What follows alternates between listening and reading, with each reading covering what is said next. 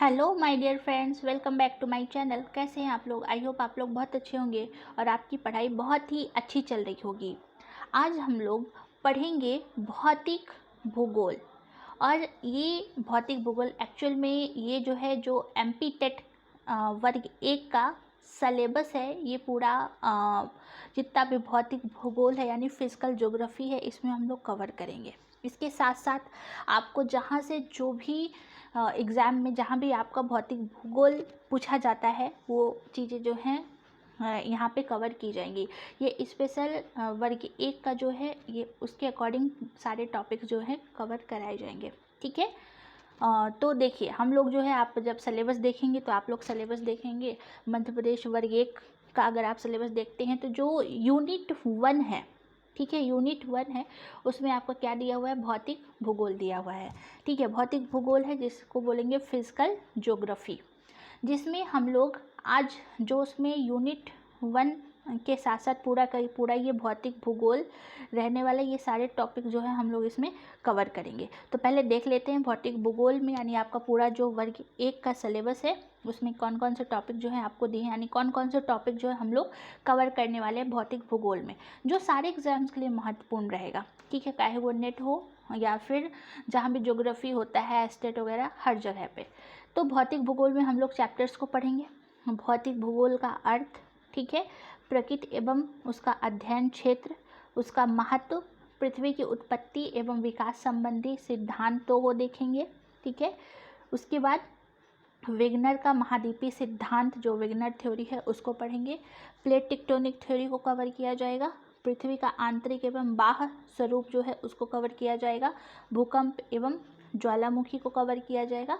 Then उसके बाद tsunami और चक्रवात को कवर किया जाएगा। ठीक है, तो भौतिक भूगोल में हम लोग ये सारे यूनिट्स, आप देखिए सिलेबस उठाइए अपना वर्ग 1 का, ये सारे टॉपिक जो हैं आपको मिल जाएंगे। ठीक है, भौतिक भूगोल का अर्थ, प्रकृति और इसका अध्ययन क्षेत्र, उसका महत्व, पृथ्वी की उत्पत्ति और विकास संबंधी सिद्धांत, वेगनर का महाद्वीपीय विस्थापन सिद्धांत, प्लेट विवर्तनिकी, पृथ्वी का आंतरिक और बाह्य स्वरूप, भूकंप और ज्वालामुखी, सुनामी और चक्रवात।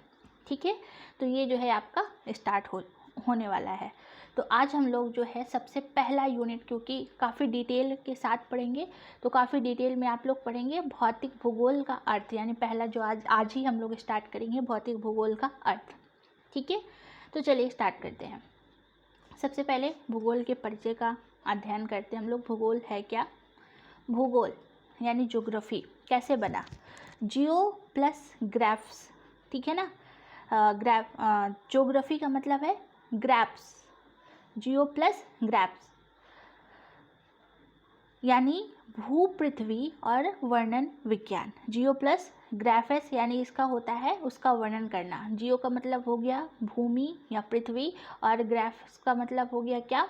इसका मतलब वर्णन करना, किसी भी चीज़ का वर्णन करना। तो यहाँ पे पृथ्वी का वर्णन, ठीक है, वर्णन विज्ञान, तो उसको बोले जियोग्राफ्स यानी ज्योग्राफी बना। ठीक है, तो इस तरीके से हमारा स्टार्ट होगा। देन देखिए आगे क्या बोल रहा है।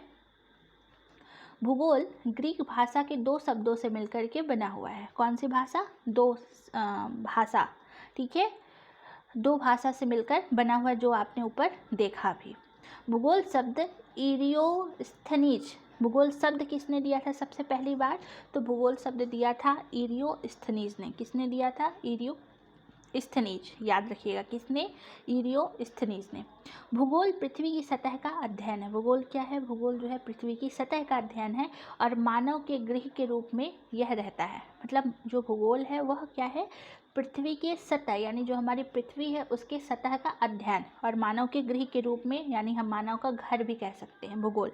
ठीक है, तो यहाँ तक आपको समझ में आया। भूगोल के परिचय में हमने देखा ये 2 शब्दों से मिलकर बना है, ग्रीक भाषा के शब्द हैं। ठीक है, जियो और ग्राफ्स यानी भू, पृथ्वी और वर्णन। भूगोल शब्द सबसे पहली बार किसने दिया था? इरिटोस्थनीज ने दिया था।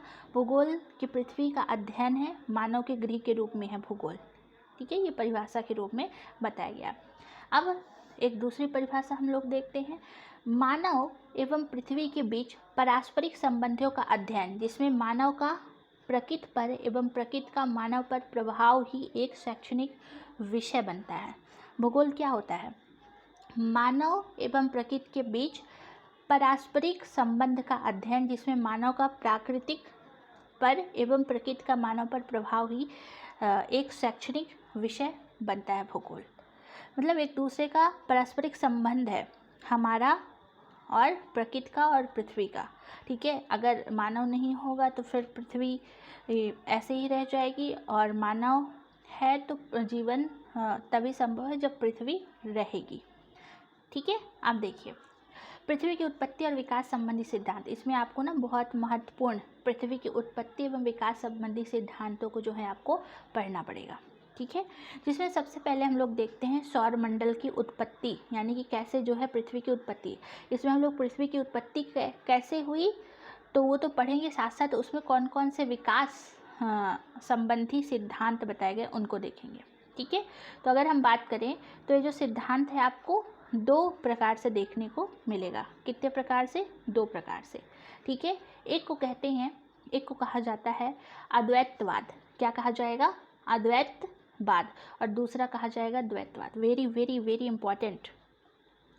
अद्वैतवाद सिद्धांत या द्वैतवाद सिद्धांत, ठीक है। अद्वैतवाद सिद्धांत जिसको मोनोस्टिक हाइपोथेसिस कहेंगे, द्वैतवाद सिद्धांत को ड्यूअलिस्टिक हाइपोथेसिस कहा जाता है। अद्वैतवाद सिद्धांत मोनोस्टिक हाइपोथेसिस, और जो द्वैतवाद होता है यानी ड्यूअलिस्टिक हाइपोथेसिस, ठीक है। तो याद रखिएगा इसके दो प्रकार से सिद्धांत बताए गए हैं, ठीक है, उत्पत्ति के संबंध में, अद्वैतवाद और द्वैतवाद, ठीक है। अब दोनों को समझिएगा।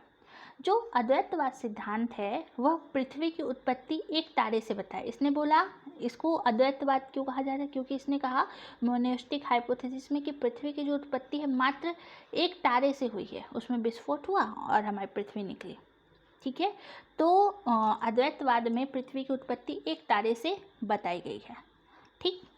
और ड्यूअलिस्टिक हाइपोथेसिस में पृथ्वी की उत्पत्ति दो या दो से अधिक, मतलब इसने कहा कि दो या दो से अधिक यानी अनेकों तारों से पृथ्वी की उत्पत्ति हुई, उसमें विस्फोट हुआ और हमारी पृथ्वी निकली। तो ये दो या दो से अधिक, इसलिए इसको ड्यूअलिस्टिक कहा गया। और मोनो मतलब साइंस में आप पढ़ते मोनो मतलब एक, तो एक तारे से हुई है, ठीक है। यहाँ तक समझ आया? मोनोस्टिक मतलब पृथ्वी की उत्पत्ति एक तारे से हुई है, ड्यूअलिस्टिक मतलब पृथ्वी की उत्पत्ति दो या दो अधिक तारों से हुई है, ठीक है। अब बात करते हैं पैतृक संकल्पना।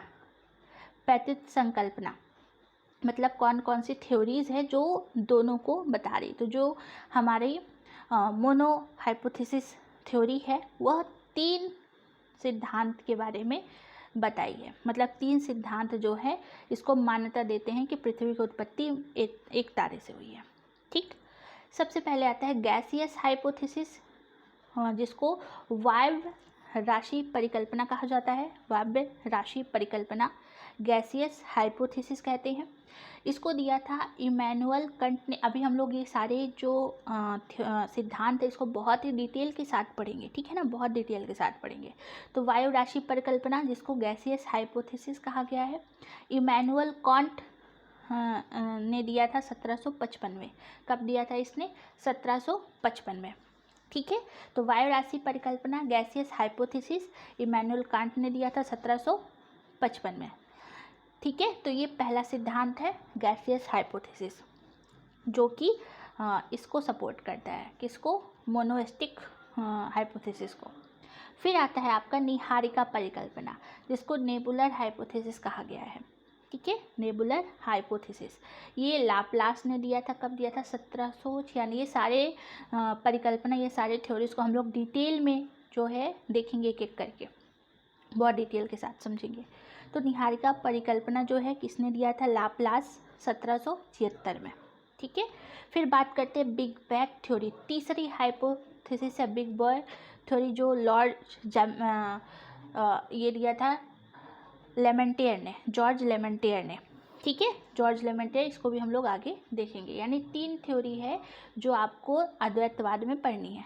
कौन कौन सी? मोनेस्टिक में आएगा गैसियस हाइपोथेसिस यानी वायव्य राशि परिकल्पना, निहारिका हाइपोथेसिस या बिग बैंग थ्योरी, ठीक है।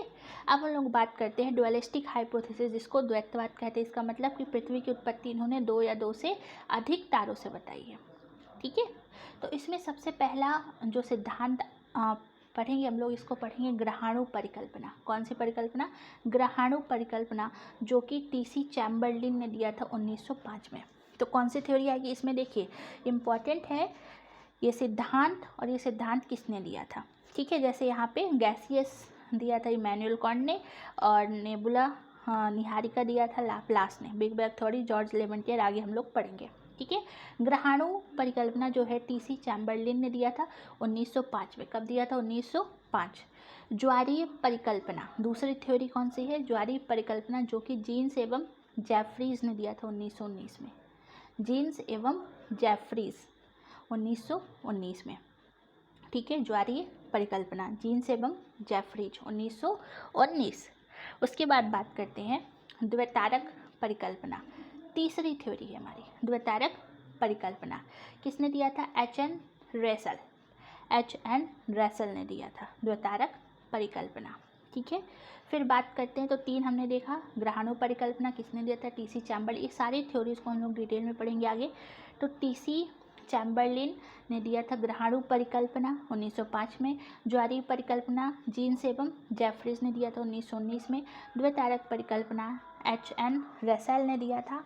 और चौथा है आपका नवतारा परिकल्पना, जो कि लिटी लटन ने दिया था। लिटी लटन कब दिया था? इसको सुपरनोवा विस्फोट भी कहा जाता है थ्योरी को, और 1939 में दिया था। कब दिया था? 1939 में, ठीक है। हम बात करते हैं आंतरिक, ठीक है।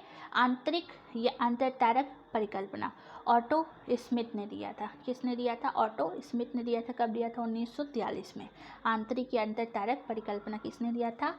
ऑटो स्मिथ, ठीक है। तो 5 जो है थ्योरी इसमें आ जाएंगी, जो कि ड्यूअलिस्टिक हाइपोथेसिस को सपोर्ट करती हैं। कौन कौन सी? ग्रहाणु परिकल्पना, ज्वारीय परिकल्पना, द्वितारक परिकल्पना, नवतारक परिकल्पना और आंतरिक या अंतरतारक परिकल्पना, जो कि ऑटो स्मिथ ने दिया था। तो आज हम लोग यहीं तक करेंगे, ठीक है। इसी तरीके की हम लोग सारे थ्योरीज जो है स्टार्ट करेंगे। सबसे पहले हम लोग कांट की वायुराशि सिद्धांत पढ़ेंगे, ठीक है। फिर निहारिका सिद्धांत पढ़ेंगे, उसके बाद चैम्बरलिन पढ़ेंगे। तो इस तरीके से हम लोग बहुत सारी मतलब थ्योरीज को कवर करेंगे, ठीक है। तो अगर आपको ये वीडियो पसंद आया हो तो लाइक शेयर सब्सक्राइब जरूर करिएगा। बहुत ही इम्पॉर्टेंट है, बहुत ज़्यादा इम्पॉर्टेंट है ये, जो कि सभी जहाँ भी आपका पूछा जाएगा यह सिद्धांत वह आपको कवर करने हैं, ठीक है ना। तो अगर वीडियो पसंद आया हो तो लाइक शेयर सब्सक्राइब ज़रूर करिएगा, और मिलते हैं फिर नेक्स्ट वीडियो में। कोई प्रॉब्लम हो नीचे क्वेश्चन बताइएगा, ठीक है ना। Thank you so much. जय हिंद।